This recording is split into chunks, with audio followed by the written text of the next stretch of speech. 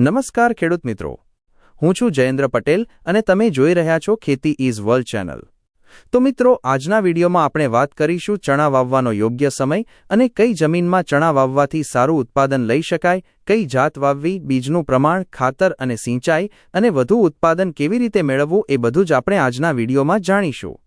તો ચેનલને સબસ્ક્રાઇબ ન કરી હોય તો સબસ્ક્રાઇબ કરી દેજો અને ઘંટડીવાળા આઇકોનને ઓલ ઓપ્શન પર ટિક કરી દેજો। જો તમે રવિ સિઝનમાં ચણા વાવવાનું વિચારી રહ્યા છો તો આ વિડિયો આખો જરૂર જુઓ। મિત્રો, ચણા રવિ સિઝનનો મુખ્ય કઠોળ પાક છે, ઓછા ખર્ચે ઉગે છે અને યોગ્ય સંભાળ રાખીએ તો ખેડૂતને સારો નફો આપે છે। ચણા પાક જમીનની ઉર્વરા શક્તિ વધારવામાં મદદ કરે છે, એટલે પાક ફેરફારમાં પણ ખૂબ ઉપયોગી છે। જમીનની પસંદગી। ચણા પાક માટે સૌથી બેસ્ટ જમીનની વાત કરીએ તો દોમટ જમીન। હવે આ જમીન એટલે કેવી જમીન એ જાણી લઈએ। દોમટ જમીન એવી જમીન છે જેમાં રેતી, માટી અને થોડી કાળી માટી આ ત્રણેયનું યોગ્ય મિશ્રણ હોય છે, એટલે ન બહુ રેતાળી અને ન બહુ કાળી, મધ્યમ પ્રકારની જમીનને દોમટ જમીન કહે છે। જમીનની ચકાસણી કેવી રીતે કરવી? જમીનની થોડી માટી હાથમાં લો, એમાં થોડું પાણી નાખીને દબાવો। જો એનો એક બોલ બને પણ બહુ કઠણ ન થાય અને હાથમાંથી છૂટી પણ ન જાય તો તે દોમટ જમીન છે। મધ્યમ કાળી જમીન અને સારી પાણી નિકાસવાળી જમીન ઉત્તમ છે। જ્યાં વધારે પાણી ભરાતું હોય એવી જમીનમાં ચણો ન વાવવો। જમીનનું પીએચ 6 થી 7.5 શ્રેષ્ઠ છે। વાવણી પહેલાં જમીન સારી રીતે ભભરેલી અને સમતલ હોવી જોઈએ। વાવણીનો યોગ્ય સમય। ચણાના પાક માટે સૌથી શ્રેષ્ઠ સમય ઓક્ટોબરના અંતથી નવેમ્બરના મધ્ય સુધીનો છે। વહેલું વાવેતર કરવાથી છોડ મજબૂત બને, ફૂલ અને દાણા સારામાં સારા બેસે છે। મોડું વાવેતર કરવાથી ફૂલ અને દાણા ઓછા બેસે છે, એટલે સારું ઉત્પાદન લેવા માટે સમયસર વાવણી કરવી ખૂબ જ જરૂરી છે। બિયારણની પસંદગી અને વાવણીનું પ્રમાણ। મારી સલાહ પ્રમાણે હિન્દુસ્તાન એગ્રો જીનીટેક્સનું વઢિયાર ગોલ્ડનું 3 નંબર બીજ બિન પિયત માટે શ્રેષ્ઠ છે।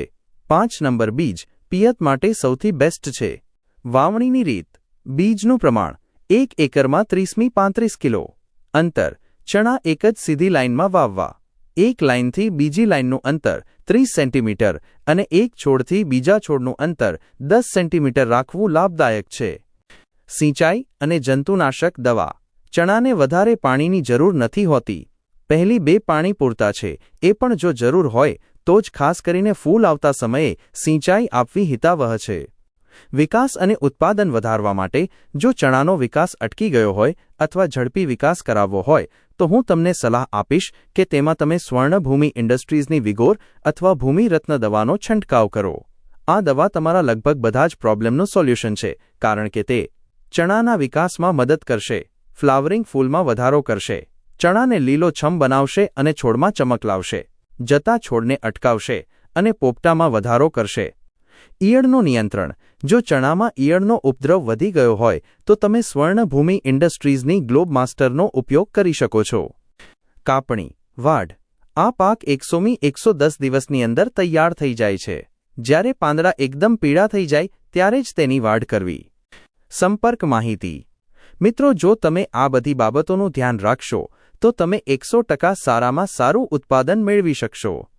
આ વિડીયોમાં જે બિયારણ અને દવાની ચર્ચા કરી છે તે બધી જ વસ્તુઓ તમને એકદમ વ્યાજબી ભાવે મળી જશે।